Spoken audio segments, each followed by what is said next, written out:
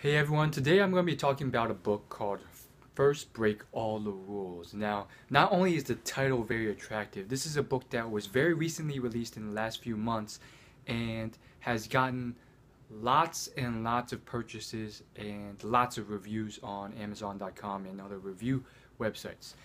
On Amazon specifically, it has almost 455 reviews so far, and that number is growing.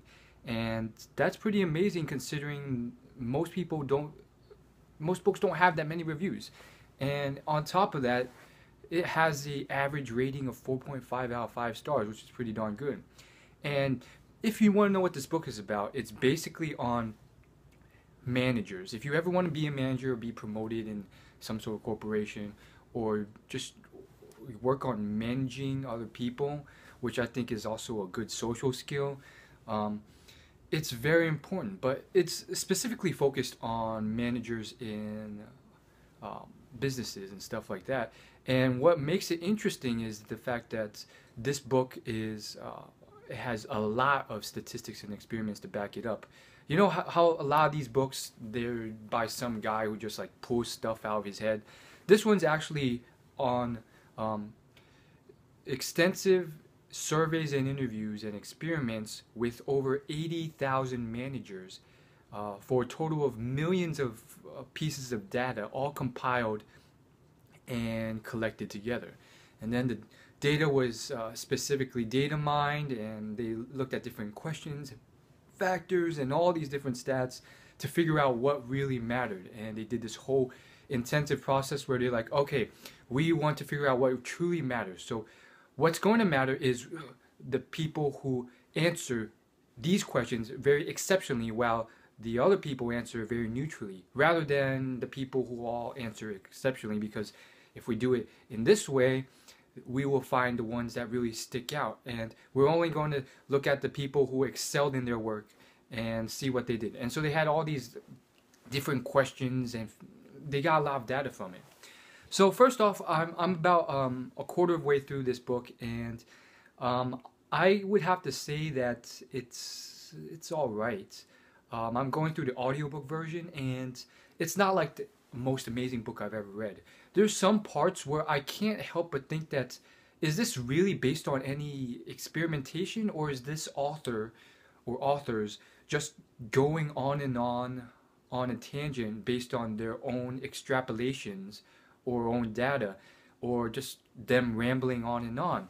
Because there's a lot of moments where they just keep talking and talking and talking, and there's no backing of experimentation or data or anything, and they're just like going on and on about this. And it's like, well, okay, thank you for providing one piece of information and supporting that with data, but why is there like all these pages of just advice? And it's like it's actually very detailed, nuanced advice at times. It's like, okay, can I really trust this? Having said that, though, I would probably give this more credit than the average management book, because it is literally, uh, it does have more scientific backing of evidence than any management book. The only exceptions are the ones that are written by one person who has achieved enormous success in management in terms of how they've transformed the company. A great example are Jack Welch's books or Peter Drucker's books. Uh, Jack Welch apparently created $400 billion worth of value for General Electric during his time there. And he completely changed the organization, dropped a lot of departments, a lot of companies in the organization, and completely restructured it. And fun fact, GE it's like one of the longest living companies, and it was started by Thomas Edison, and he pretty much packed together all these different electronic companies. And he also invented the light bulb after 10,000 failed experiments. Anyhow, back on track with this book. I think so far it's interesting, and it's one of those books that you have to like keep with you. And if you want to be like the best manager in the world, you want to keep reading. It's one of those books that's packed to the point where like it's something kind of like the Bible, where you have to keep going back and you can learn something every year from it. It's that kind of book. And it's just one of those things where like every little sentence is almost like a discovery or a different way of looking at it. Having said that, it goes through a lot of different things where it's like, well, a lot of people think this or this or this, but in reality, that's all false. Based on our evidence, it's this. And it's some of it's kind of surprising, some of it's shocking, and some of it's something I've never heard before. I'll give you 2 instances and then I'll head off. I'm trying to do a shorter video this time to test things out. First one is the fact that they found one big common trait among the highest excelling managers who have done the most, and they assessed performance or value of these managers by a whole wide variety of factors. So it's not just like, oh, this one made the most money. It's like customer satisfaction, employee satisfaction, yada yada yada yada. So anyhow, what they found was that these managers, the one thing that they did, they put a disclaimer.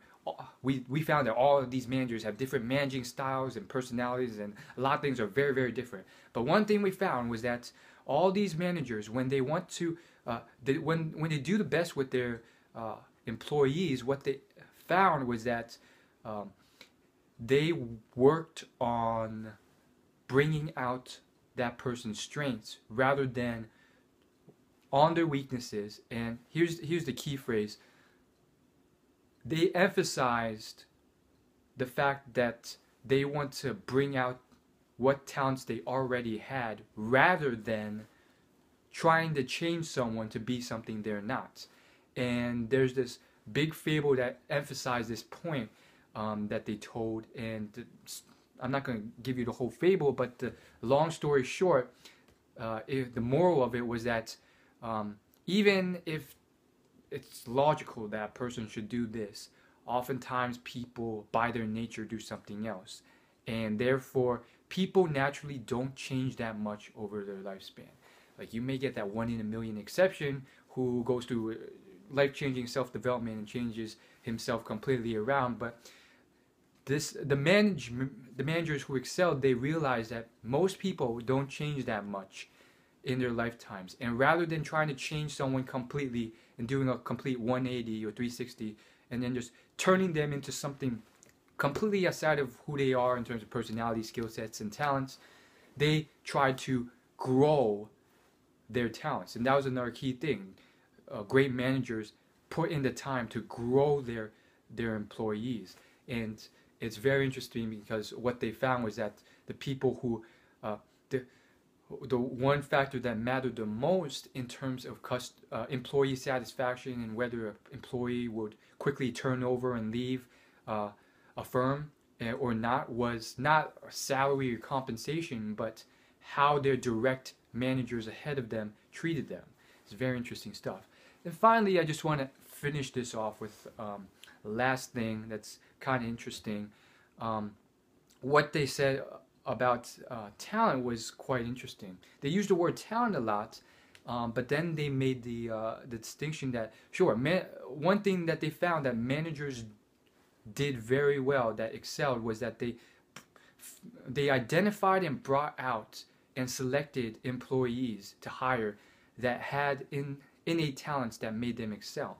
And they made a distinction because they used the word talent and they didn't really mean talent. Because when we say talent, you usually think of something like, oh, those 1 in a million people who are gifted with this divine ability to be the Michael Jordan or Michael Jackson or Tiger Woods or a chess prodigy or a piano prodigy. And they said that, well, in this case, what we don't really mean is that kind of talent. What we really mean are talents in that people who can excel are just naturally geared by their certain habits or behaviors that make them more gifted and have more momentum and do better at certain tasks. So they gave examples like the natural assertiveness of a salesperson, or the natural empathetic ability of a professor or teacher to to students, maybe in middle school or elementary school or in therapy, that really will be helped by that sort of motherly empathetic nature. And those are sort of talents that they select and really help them in deciding which people are the right people to hire and which people aren't. And I think from my own observations, I think it's very true in terms of the fact that certain roles definitely require, not necessarily require, like you can be a bad person in that role, so it's not a requirement. I mean, there's a lot of people who are in roles that they shouldn't be and they suck at it. But if you want to excel at something, if you have a specific personality type, or based on your experiences in life, which also shape your personality, you are probably much more likely to do damn well in that field if you have a certain personality type. Like, that's just how it is. Like, if you are very assertive, you're not scared of rejection, you're very confident, you're probably going to be better at sales than the average person who's just average and kind of shy and scared of rejection, or gets hurt or takes it personally each time he gets rejected pitching a sale. Versus, I mean, there's so many examples, like a very reticent, shy, non-assertive, non-confident person who gets walked over easily, who is placed in a position where he or she has to be the boss, or something like that. They're probably not going to do as well, especially if it's like something big. Just for the sake of this, I'm going to pull out a exaggerated example, like if for that person to be like the CEO or one of the managing executives overseeing all these employees at a big Fortune 500 company, it's like, yeah, you're probably not going to, like, if you get like, if you easily get walked over and like you're even scared to say stuff to someone because you don't want to like offend them or something, or someone doesn't do what you tell them to, and like you don't have the personality to enforce it and you're scared to, like that, it's probably, you have the advantages stacked against you. So yeah, I mean, this is from the book, but my own inference out of this is that yeah, for these people, these managers decided that rather than try and change their personality and how they are to be someone they're not to fit a certain role, oftentimes it's better to grow what and who they actually are and focus on their strengths, not their weaknesses, and then develop that and try and figure out and maybe move them and grow them and move them towards a role that would better fit them. Yeah, as always, like, favorite, comment, and subscribe. Thank you so much for watching. Share this video with your friends. I will see you guys later. Peace.